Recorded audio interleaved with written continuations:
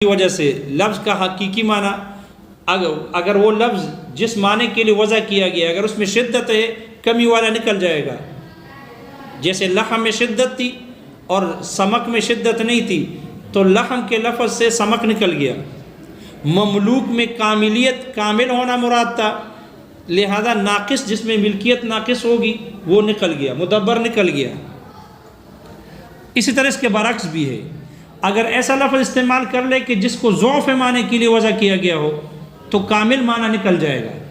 جیسے کوئی آدمی کہے واللہ لا آکل فاکہۃ، خدا کی قسم پھل نہیں کھاؤں گا، فاکہہ نہیں کھاؤں گا، تو لفظ فاکہہ ایسے معنی کے لیے وضع کیا گیا ہے کہ جس میں ضعف ہے، جس میں نقصان معنی ہے، اس سے وہ فاکہہ نکل جائے گا. جس میں شدت معنی ہو وہ لفظ نکل جائے گا. اس لیے کہ فاکہہ تفقہ سے ہے، اور تفقہ اور فاکہہ اس کو کہتے ہیں جس کو بطور تلذذ اور تنعم کے راحت کے طور پر کہا جاتا ہے.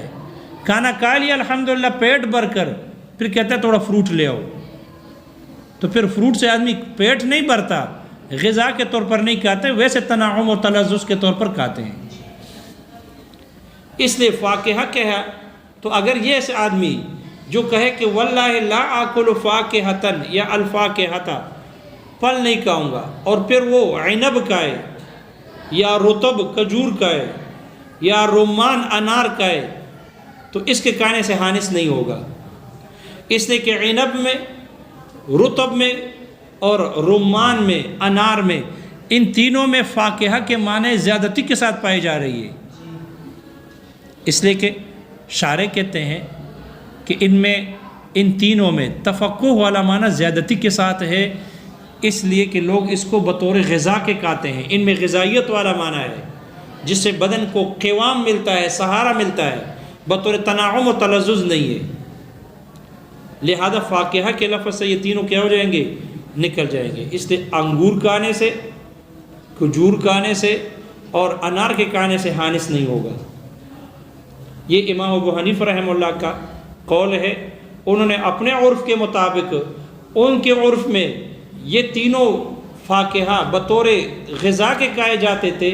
جب بطور غذا کے استعمال ہوتے تھے، تفقہ کے طور پر نہیں تھے، اس لیے انہوں نے اپنے عرف کے مطابق اس پر فتویٰ دیا کہ اگر اس طرح قسم کھائے تو ان تینوں کے کھانے والا حانث نہیں ہوگا.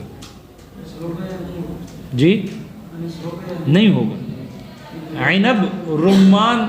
عنب رمان اور رطب ان کے کھانے سے حانث نہیں ہوگا، اس لیے کہ ان میں تفقہ سے بڑھ کر معنی پایا جاتا ہے غذائیت کا. لہذا یہ عنب زیادتی والا معنی نکل جائے گا، وہ داخل نہیں ہوگا. اور چونکہ قسم کا دار و مدار الایمان مبنیۃ علی العرف، قسم کا دار و مدار عرف پر ہوتا ہے، اس لیے امام ابو حنیفہ رحمہ اللہ نے اپنے عرف کے مطابق اس کے حانث نہ ہونے کا فتویٰ دیا. اس لیے کہ بہت سارے شارح کہتے ہیں بعض امصار میں، بعض شہروں میں ان تین چیزوں کے پر اکتفا کیا جاتا ہے، بطور غذا کے کھائے جاتے ہیں، تلذذ اور تنعم کے طور پر نہیں کھائے جاتے، اس لیے ان میں داخل نہیں ہوں گے، یہ خارج ہو جائیں گے. البتہ پھر اشکال ہوگا، امام صاحب پر اشکال ہوگا.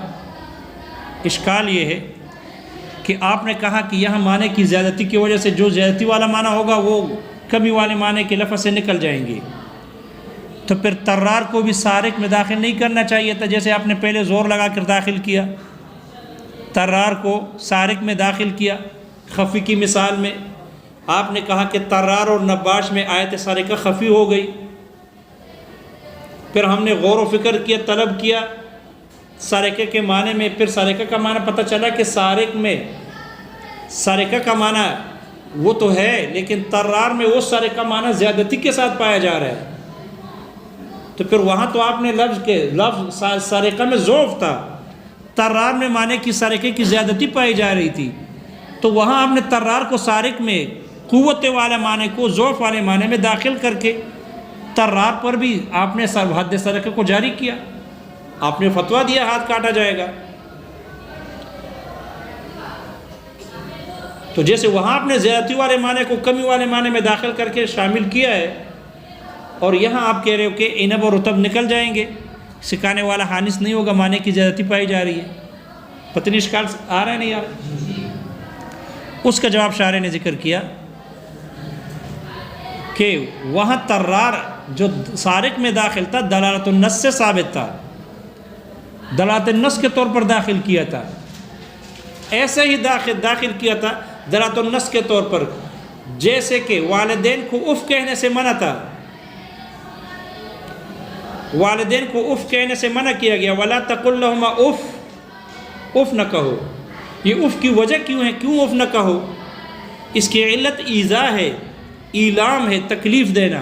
یہ اف والدین کو تکلیف دیتا ہے، تو جب اف میں تکلیف ہے تو ضرب و شتم میں تو تکلیف بطریق اولا ہوگی، اس لیے ضرب اور شتم دلالت النص کے طور پر ثابت ہو گئے تھے، وہاں معنی کی زیادتی تھی، وہ داخل کر کے ان پر بھی حکم لگایا کہ وہ بھی حرام ہے۔ یہ وجہ یہ ہے طرار کو سارق میں اس وجہ سے داخل کیا کہ طرار کے جو معنی کی زیادتی تھی اس نے اصل معنی کو تبدیل نہیں کیا، بلکہ اس کو اور بھی پکا کیا، مکمل کیا۔ طرار بھی سارق ہے، جب طرار سارق ہے تو وہاں جو معنی کی زیادتی ہے وہ معنی کی زیادتی اصل معنی سارقے کو ختم نہیں کرتا، تبدیل نہیں کرتا، بلکہ اس کو اور بھی مکمل کر دیتا ہے، اس کو اور بھی پکا کرتا ہے، اس کو تبدیل کرنے والا نہیں ہے بلکہ مکمل کرنے والا ہے۔ اس لیے کہ سارقہ بھی سارقہ ہے جو سوئے ہوئے آدمی سے چوری کرتا ہے، جو طرار ہے اس سے سارقے کا معنی تبدیل ہو جاتا ہے، وہ بھی تو چوری کرتا ہے، اور وہ سوئے ہوئے سے نہیں بلکہ جاگے ہوئے سے کرتا ہے، تو آیا طرار کی وجہ سے سارقہ کا معنی تبدیل ہو جاتا ہے؟ نہیں ہوتا، بلکہ اس وجہ سے طرار جو ہے وہ سارقے کے معنی کو اور بھی مکمل کر دیتا ہے، معنی کی زیادتی ہے۔ جب طرار جو معنی کی زیادتی ہے وہ اصل معنی کو تبدیل نہیں کرتا بلکہ اس کو مزید مکمل کر دیتا ہے، ایسا ہی مکمل کرتا ہے جیسے والدین کو اف کہنے سے منع ہے نا، حرام ہے، وجہ علت ایذا ہے، ایلام، تکلیف دینا، تو ضرب اور شتم یہ اف کے معنی کو تبدیل کرتا ہے یا اس کو مکمل کرتا ہے؟ کیونکہ ضرب میں، مارنے میں اور گالی دینے میں تکلیف اور بڑھ جاتی ہے، اس سے تکلیف میں تبدیلی نہیں ہوتی۔ جب تکلیف میں تبدیلی نہیں ہوتی تو جس معنی میں زیادتی، جو زیادتی والا معنی ہے، اگر وہ اس کمی والے معنی کو مغیر کر دے، تبدیل کر دے، بدل دے، تو پھر وہاں زیادتی والا معنی کمی میں داخل نہیں ہوتا، اور جو زیادتی والا معنی کمی والے معنی کو تبدیل نہ کرے بلکہ اس کو مکمل کرے، وہاں زیادتی والا معنی کمی والے معنی میں داخل ہوتا ہے، اس سے خارج نہیں ہوگا۔ جیسے اس وجہ سے طرار نے چونکہ سارقے کے معنی کو تبدیل نہیں کیا بلکہ مکمل کیا، اس وجہ سے طرار سارق میں داخل ہے اور اس پر حد سرقہ جاری کر دی جائے گی۔ ایسے ہی جاری کی جائے گی جیسے کہ والدین کو اف کہنے سے منع ہے، تو جیسے ضرب اور شتم حرام ہے، یہ ایذا اور ایلام والے معنی کو تبدیل نہیں کرتا بلکہ اس کو کیا کر دیتا ہے؟ مزید مکمل کرتا ہے، اس نے زیادتی والا معنی کمی میں داخل ہوگا۔ تو جیسے اف کہنا حرام، ضرب اور شتم بھی حرام۔ اور یہاں پر جو عنب والا معنی ہے، عنب میں، رمان میں اور رطب میں، ان میں تفقہ کا معنی نہیں پایا جاتا بلکہ ان میں غذائیت کا معنی ہے، یہ تفقہ کے معنی کو تبدیل کر دیتے ہیں۔ فاکہہ وہ ہے جو بطور تلذذ کے کھایا جائے، بطور راحت کے کھایا جائے، اس سے غذائیت مقصود نہیں، اور عنب، رمان اور رطب سے غذائیت مقصود ہے، تفقہ مراد نہیں ہے، تلذذ مقصود نہیں ہوتا بلکہ غذا کے طور پر کھائے جاتے ہیں۔ تو اس سے دیکھو تفقہ والا معنی ختم ہو گیا، تنعم کے طور پر نہیں کھاتے بلکہ غذا کے طور پر کھاتے ہیں، لہذا یہاں فاکہہ کا معنی سرے سے ختم ہو رہا ہے زیادتی والے معنی میں۔ تو جہاں زیادتی والے معنی سے کمی والا معنی ختم ہوتا ہو، یہ ان کو مغیر بنتا ہو، تبدیل کرنے والا ہوتا ہو، وہاں زیادتی والا معنی کمی میں داخل نہیں ہوگا۔ جب نہیں ہوگا تو عنب اور رطب اور رمان کے کھانے سے حانس بھی نہیں ہوگا۔ اس لیے طرار کو لے کر اشکال نہ کیا جائے ہم پر کہ یہاں پر زیادتی والے معنی کو آپ نے خارج کر دیا کمی والے معنی سے، اور وہاں زیادتی والے معنی کو کمی والے میں داخل کیا تھا، یہ اشکال نہ کیا جائے، اس لیے کہ وہ زیادتی والا معنی اصل معنی کو لے مغیر نہیں تھا، مکمل تھا، اور یہاں زیادتی والا معنی اصل معنی کے لیے مغیر ہے، مکمل نہیں ہے، پورا کرنے والا نہیں ہے۔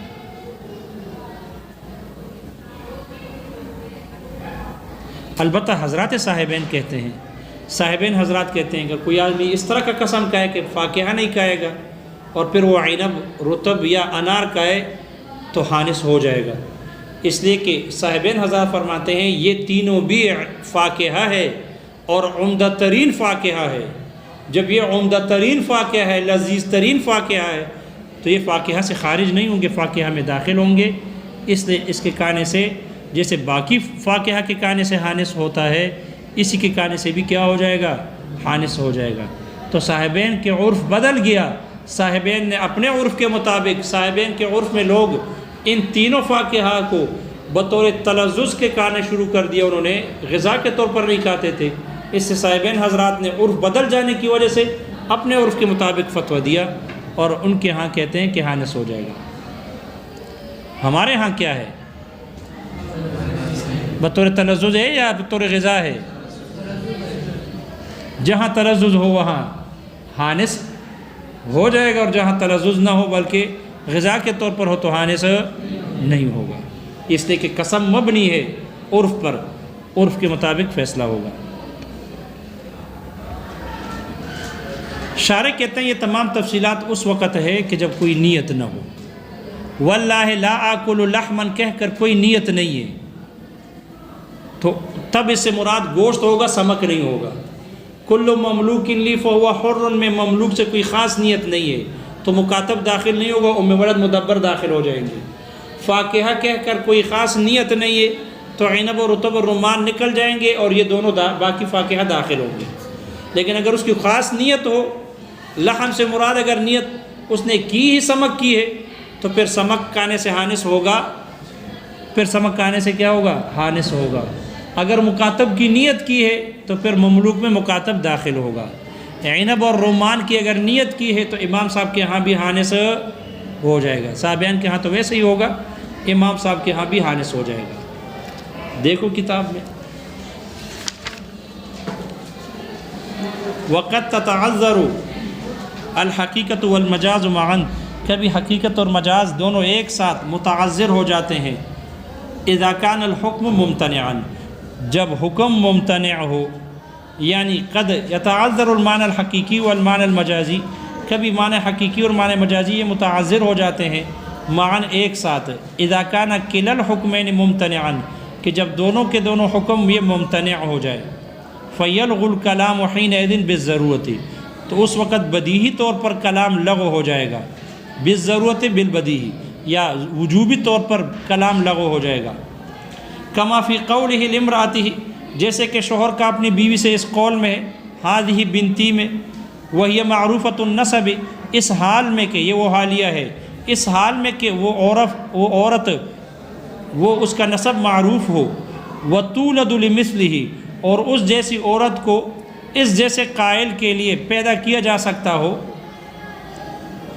او اکبر سنا منہ، یہ اکبر کا عطف ہے، وہی معروفۃ النسب پر عطف ہے، وہی اکبر سنا منہ، تولد لمثلہ پر عطف نہیں ہے، خیال کرنا۔ اور اس حال میں کہ وہ عمر میں اس سے بڑی ہو، یہ دوسری شرط ہو جائے گی۔ حتی لا تقع الحرمۃ بذلک ابدا، یہاں تک کہ اس قول سے ہذہ بنتی سے حرمت کبھی بھی واقع نہ ہوگی۔ فإنہ اذا كانت المرأة معروفۃ النسب، اس لیے کہ جب عورت کا نسب معروف ہو، استحال ان تکون بنتہ، تو یہ محال ہے کہ وہ اس کی بیٹی ہو جائے۔ وإن كانت اصغر سنا منہ، اگرچہ وہ عورت اس سے عمر میں قائل سے عمر میں چھوٹی ہو۔ وكذا اذا كانت اکبر سنا منہ، اسی طرح جب وہ عمر میں اس سے بڑی ہو، فإنہ استحال، اس لیے کہ محال ہے، ان تکون بنتہ ابدا، کہ وہ اس کی بیٹی ہو جائے، کبھی نہیں ہو سکتی۔ فتعذر المعنی الحقیقی ظاہر، شارح کہتے ہیں دونوں صورتوں میں، معروفۃ النسب ہو، عمر میں چھوٹی ہو، یا عمر میں بڑی ہو، دونوں صورتوں میں معنی حقیقی کا متعذر ہونا یہ تو ظاہر ہے۔ واما تعذر المعنی المجازی، رہا معنی مجازی کا متعذر ہونا، فلأنہ، اس وجہ سے، لو کان مجازا، اگر یہ مجاز ہوگا، لکان من قولہ انت طالق، تو یہ انت طالق سے مجاز بنے گا۔ وهو باطل اور وہ باطل ہے، لأن الطلاق یقتضی سابقیت صحت النکاح اس لیے کہ طلاق اس سے پہلے نکاح کے صحیح ہونے کا تقاضا کرتی ہے، والبنتیت اور جو بنتیت ہے تقتضی یہ تقاضا کرتی ہے ان تکون محرمۃ ابدا کہ یہ ہمیشہ ہمیشہ کے لیے حرام ہو، فلا یقع بینہ وبینہا نکاح ولا طلاق اس لیے ان کے درمیان میں نہ نکاح واقع ہوگی اور نہ ہی طلاق واقع ہوگی۔ فإذا لم يكن مجازا عنہ پس جب اس کے قول انت طالق سے مجاز نہ ہوا، فلا تقع الحرمۃ بذلك القول ابدا تو اس قول سے کبھی بھی طلاق حرمت واقع نہ ہوگی۔ فیلغ الکلام اس لیے کلام لغو ہو جائے گا، الا انہم قالوا مگر یہ کہ فقہاء نے کہا اذا اصر علی ذلك کہ جب شوہر اس بات پر اصرار کرے، یفرق القاضی بینہما تو پھر قاضی ان کے درمیان میں تفریق کرے گا، لا لأن الحرمۃ تثبت بهذا اللفظ اس وجہ سے نہیں کرے گا کہ حرمت اس لفظ سے ثابت ہوتی ہے، بل لأنہ بالاصرار صار ظالما بلکہ اس قول پر اصرار کرنے کی وجہ سے یہ شوہر ظالم ہوگا، یمنع حقها فی الجماع یہ شوہر اس کے حق کو جماع میں اس کے حق کو روکے گا، اس لیے فیجب التفریق اس لیے تفریق لازم ہوگی، ضروری ہوگی، واجب ہو جائے گی، کما فی الجب والعنت جیسے مجبوب میں، مقطوع الذکر اور خصیتین میں، اور عنین میں، عنت عنین میں یا عنین میں۔ فقولہ شارح یہاں کہہ رہے ہیں فقولہ ماتن کا جو قول ہے او اکبر سنا منہ یہ جو قول ہے متن کا، عطف علی قولہ معروفۃ النسب یہ مصنف کے قول معروفۃ النسب پر عطف ہے، وقولہ وتولد لمثلہ اور جو تولد لمثلہ قول ہے ماتن کا یہ حال من قولہ معروفۃ النسب یہ مصنف کے قول معروفۃ النسب سے حال ہے، یعنی لابد ضروری ہے ان تکون معروفۃ النسب کہ وہ بیوی اس کی معروفۃ النسب ہو، فی حین کونہا مولودۃ لمثلہ اس وقت میں کہ جب ایسی اس جیسے قائل کے لیے اس جیسی عورت کو جنا جا سکتا ہو، پیدا کی جا سکتی ہو، او تکون اکبر سنا منہ یا اس کی بیوی اس سے عمر میں بڑی ہو، حتی تتعذر الحقیقت یہاں تک کہ حقیقت متعذر ہو، فلو فقد الشرطان معا پس اگر دونوں شرطیں ایک ساتھ مفقود ہو جائے، بأن كانت مجہولۃ النسب اس طور پر کہ اس کی بیوی مجہول النسب ہو، ولم تکن اکبر سنا منہ اور وہ اس سے عمر میں بڑی نہ ہو، دونوں شرطیں، یثبت نسبها منہ تو اس عورت کا اس کی بیوی کا اس سے نسب ثابت ہو جائے گا۔ شارح کہتے ہیں فما قیل یہ جو کہا گیا ان قولہ کے ماتن کا قول او اکبر سنا منہ عطف علی قولہ وتولد لمثلہ بعض لوگوں نے کہا کہ ماتن کا قول او اکبر سنا منہ یہ عطف ہے مصنف کے قول وتولد لمثلہ پر عطف ہے۔ شارح کہتے ہیں یہ جو کہا گیا فتوہم ساقط یہ توہم ساقط ہے، اس کا اعتبار نہیں ہے، کیونکہ اگر عورت کا نسب معروف ہو تو چاہے چھوٹی ہو یا بڑی ہو بیوی ہو سکتی ہے، جب نسب معلوم ہے پتہ ہے کہ فلاں کی بیٹی ہے، اس کی بیٹی ہو سکتی ہے، تو چاہے پھر اکبر سن کی قید بڑھانے کی ضرورت ہی نہیں رہتی، چاہے چھوٹی ہو تب بھی جب چھوٹے ہونے کی صورت میں نسب ثابت نہیں ہوگا اس کی بیٹی نہیں ہو سکتی، تو بڑے ہونے کی صورت میں بطریق اولا نہیں ہوگی، اس لیے پھر اکبر سن کا اضافہ بھی فضول ہوگا۔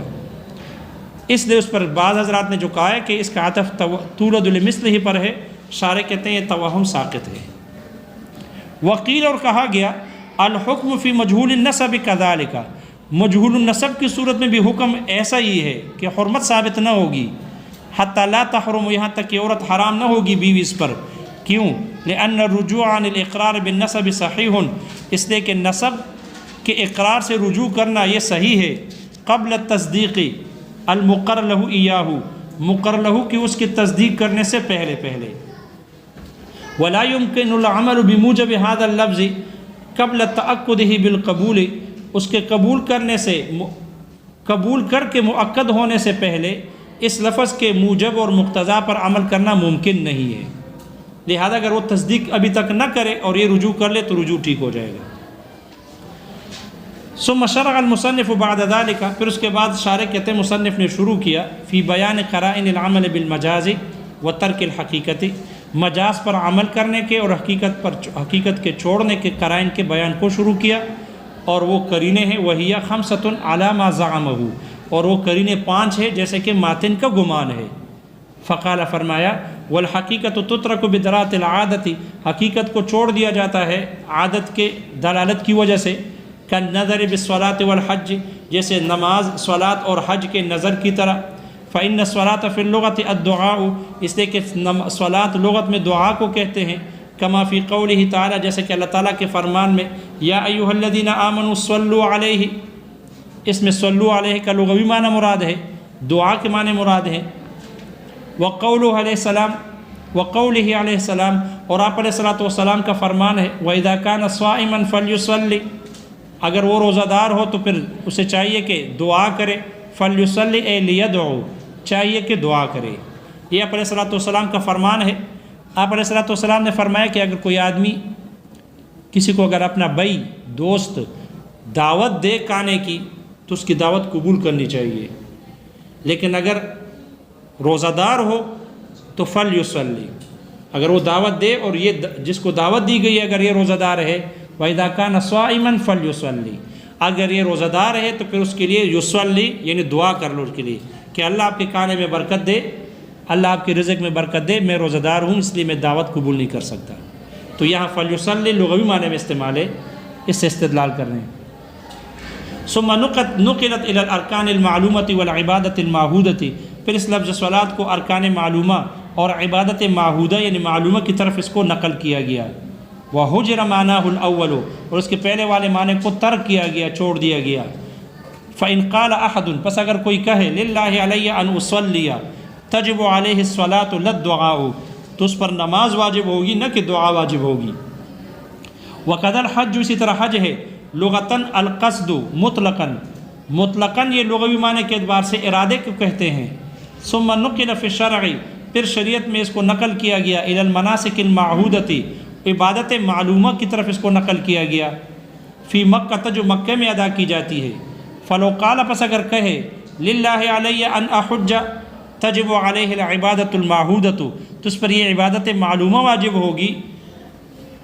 وفی حکمها، شارح کہتے ہیں ان دونوں کے حکم میں ہے سائر الالفاظ المنقولۃ، تمام الفاظ منقولہ، شرعاً او عرفاً، شرعی طور پر منقول ہو یا عرفی طور پر ہو، عرفاً عاماً و خاصاً، عرف عام ہو یا خاص ہو، تمام الفاظ منقولہ کا یہی حکم ہے، وہ بھی اسی حکم میں ہے۔ وقضا قولہ، اسی طرح متکلم کا قول ہے لا یضع قدمہ فی دار فلان میں علی ما مر، جیسے کہ گزر گیا۔ وبدلالۃ اللفظ فی نفسہ، خود لفظ کے دلالت کی وجہ سے بھی، اے باعتبار ماخذ اشتقاق، یعنی لفظ کے اشتقاق کے ماخذ کے، و مادت حروف ہی، اور اس کے حروف کے مادے کے اعتبار سے بھی لفظ کا حقیقی معنی متروک ہوتا ہے اور مجاز کو لیا جاتا ہے۔ لا باعتبار اطلاق ہی، نہ کہ اس لفظ کے اطلاق کی وجہ سے، بان کان اللفظ مثلا، اس طور پر کہ لفظ ہو موضوعاً وضع کیا گیا ہو، لمعنن، ایسے معنی کے لیے، فیہ قوت، کہ جس میں قوت ہو، فیخرج ما وجد فیہ ذالک المعنی ناقصا، تو اس سے وہ لفظ نکل جائے گا، وہ معنی نکل جائے گا، وہ لفظ نکل جائے گا جس میں وہ معنی ناقص طور پر پایا جائے۔ او لمعنن، یا ایسے معنی کے لیے وضع کیا گیا ہو، فیہ نقصان و ضعف، جس میں کمی ہو اور کمزوری ہو، فیخرج ما وجد فیہ، تو نکل جائے گا وہ لفظ جس میں وہ معنی پایا جائے، ذالک المعنی، وہ معنی پایا جائے، زائداً زائد ہو کر ہو۔ ویسمى هذا مشککا، اور اس کو مشکک کہا جاتا ہے۔ وعبر عنہ صاحب التوضیح، اور صاحب توضیح نے اس کی تعبیر کی ہے، بکون بعض الافراد فیہ زائدا او ناقصا، بعض افراد کا زائد ہونے اور بعض کے ناقص ہونے سے تعبیر کی ہے، یعنی کل مشکک سے ہونے سے تعبیر کی۔ فالاول، پہلی کی مثال، کما اذا حلف، جیسے قسم کا ہے، لا یاکل لحما فلا یتناول لحم السمک، تو یہ قسم لحم سمک کو شامل نہ ہوگا۔ وقولہ، اس کا قول ہے، کل مملوک لحر لا یتناول المکاتبہ، تو یہ قسم اس کا یہ مکاتب کو شامل نہ ہوگا۔ فإن لفظ اللحم، اس لیے کہ لحم کا جو لفظ ہے، لا یتناول السمک، یہ سمک مچھلی کو شامل نہیں، اذ وہ مشتق من الالتحام، اس لیے کہ شارح کہتے ہیں کہ یہ مشتق ہے التحام سے، وہو الشدۃ، اور التحام شدت کو کہتے ہیں، ولا شدت بدون الدم، اور خون کے بغیر شدت نہیں ہوتی، والسمک لا دم فیہ، اور مچھلی میں خون نہیں ہوتا، لأن الدموی لا يسكن الماء ولا يعيش فيه، اس لیے کہ خون والی شے دموی وہ پانی میں نہیں رہ سکتا، اس میں زندگی نہیں گزار سکتا. فلا يتناول هذا الحلف، اس لیے یہ قسم شامل نہ ہوگا لحم السمک، مچھلی کے گوشت کو. وَإِنْ كَانَ أُطْلِقَ عَلَيْهِ فِي الْقُرْآنِ، اگرچہ قرآن میں اس پر لحم کا اطلاق کیا گیا ہے. فی قولہ تعالیٰ، اللہ تعالیٰ کے فرمان، لِتَأْكُلُوا مِنْهُ لَحْمًا طَرِيًّا، تاکہ تم اس سے تازہ گوشت کھا لو. وَبِهِ تَمَسَّكَ مَالِكٌ، اور اسی سے امام مالک رحمہ اللہ نے استدلال کیا فی اس بات میں انہ یحنس بأکل اللحم السمکی، کہ وہ مچھلی کے گوشت کھانے سے حانس ہو جائے گا. وَنَحْنُ نَقُولُ، ہم جواب میں کہتے ہیں، لا یحنس بہ، اس کے کھانے سے حانس نہ ہوگا، لأجل مأخذ اللفظ، لفظ کے ماخذ اشتقاق کی وجہ سے. دوسری دلیل دے رہے، وَلِأَنَّ بَائِعَهُ لا يُسَمَّى فِي الْعُرْفِ بَائِعُ السَّمَكِ، بائع السمک، اور اس لیے کہ مچھلی کے بیچنے والے کو عرف میں بائع اللحم نہیں کہتے. ولفظ المملوک، ولفظ مملوک، اور جو مملوک کا لفظ ہے، فی قولہ، مولا کے قول، کل مملوک لی حر لا يتناول المکاتب، مکاتب کو شامل نہیں. لأنہ ما کان مملوکا کاملا من جمیع الوجوہ، اس لیے کہ مکاتب مملوک نہیں تھا تمام صورتوں میں، جمیع وجوہ سے نہیں. یدن اور رقبتن، یدن اور رقبتن یہ مملوک نہیں، تمام وجوہ سے نہیں. فیتناول المدبر و ام الولد، اس لیے یہ قسم مدبر اور ام ولد کو شامل ہوگا. ولا یتناول المکاتبہ، لیکن مکاتب کو شامل نہ ہوگا. لأنہ مملوک رقبتن، اس لیے کہ مکاتب مملوک ہوتا ہے، رقبتن ہوتا ہے. حر یدن، وہ آزاد ہوتا ہے تصرف کے اعتبار سے. فکان ناقصا فی معنی المملوکیت، اس لیے مملوکیت کے معنی میں مکاتب ناقص ہوگا. والثانی، اور دوسری وہ ما ذکر، وہ ہے کہ جس کو مصنف نے ذکر کیا بقول، اپنے اس قول سے. وعکسہ، اور پہلے کا برعکس ہے. الحلف باکل الفاکہۃ، پھل کے کھانے کے قسم کھانا، یہ اس کا برعکس ہے. اے عکس المذکور من المثالین، مثالوں میں سے جو مذکور ہے اس کا عکس ہے. ما، وہ صورت ہے، اذا حلف، کہ جب قسم کھائے، لا یاکل الفاکہۃ، کہ وہ پھل نہیں کھائے گا. فلا یتناول العنب، تو یہ قسم عنب، انگور کو شامل نہ ہوگا. لأن الفاکہۃ اسم، اس لیے کہ فاکہہ نام ہے، لما، اس کا، یتفقہ بہ، جس کو بطور تلذذ کے، تفقہ کے کہا جاتا ہو، راحت کے طور پر. ویتلذذ، اور جس کو لذت کے طور پر کہا جاتا ہو. حال کونہ زائدا، اس حال میں کہ وہ زائد ہے، زائد ہو. علی ما یقع بالقوام البدنی، اس حال میں کہ جب یہ زائد ہو اس چیز پر کہ جس سے بدن کا سہارا واقع ہوتا ہے، بدن کا قوام واقع ہوتا ہے. فہو موضوع للنقصان، اس لیے یہ فاکہہ، اس کو وضع کیا گیا ہے کمی والے معنی کے لیے. والعنب والرطب والرمان، اور انگور اور کھجور اور انار، فیہا کمال، اس میں کمال معنی ہے، ایسا کمال معنی ہے، لیس فی الفاکہۃ، جو فاکہہ میں نہیں. وہ، اور وہ یہ کہ ان یکون بہ قوام البدن، وہ یہ کہ اس سے بدن کا قوام واقع ہو، قوام ہو، سہارا بنے. وَيُكْفَى بِهَا فِي بَعْضِ الْأَمْصَارِ لِلْغِذَاءِ، اور ان چیزوں پر اکتفا کیا جاتا ہے بعض شہروں میں غذا کے لیے، ان پر اکتفا کیا جاتا ہے. فَلَا يَدْخُلُ فِي النَّاقِصِ، اس لیے ناقص معنی میں یہ داخل نہ ہوں گے. پھر ترار کو لے کر اشکال ہوا کہ یہاں آپ نے زیادتی والے معنی کو کمی والے معنی سے نکال دیا، جبکہ ترار میں زیادتی والے معنی کو کمی والے معنی میں سارقہ میں داخل کیا تھا. اس کا جواب دے رہے ہیں. وَأَمَّا إِدْخَالُ التَّرَّارِ فِي السَّارِقِ، رہا ترار کو سارق میں داخل کرنا. وَإِنْ كَانَ فِيهِ كَمَالٌ أَيْضًا مِنَ السَّارِقِ، اگرچہ اس میں بھی کمال معنی ہے، کمال معنی تھا سارق سے، معنی کی کمال پائی جا رہی تھی. فَلِأَنَّ ذَلِكَ الْكَمَالَ، اس لیے کہ وہ کمال اور وہ زیادت اور زیادتی، لیس بمغیر لمعنی الاصلی، وہ اصل معنی، اصل سرقہ والے معنی کے تبدیل کرنے والا نہیں ہے. بل مکمل لہ، بلکہ اس کو مکمل کرنے والا ہے. من قبیل دلالت النص، دلالت النص کے قبیل سے ہے. اس لیے فیشتملہ، اس لیے وہ سارق اس ترار کو شامل ہوگا، ایسا ہی شامل ہوگا کہ اشتمال افن، جیسے اف کا کلمہ شامل ہوتا ہے. فی قولہ تعالی، اللہ تعالیٰ کے فرمان، ولا تقل لهما اف میں جیسے یہ اف کا کلمہ شامل ہے للضرب والشتم، یہ ضرب مارنے کو اور گالی دینے کو شامل ہے، ایسا یہ بھی شامل ہوگا۔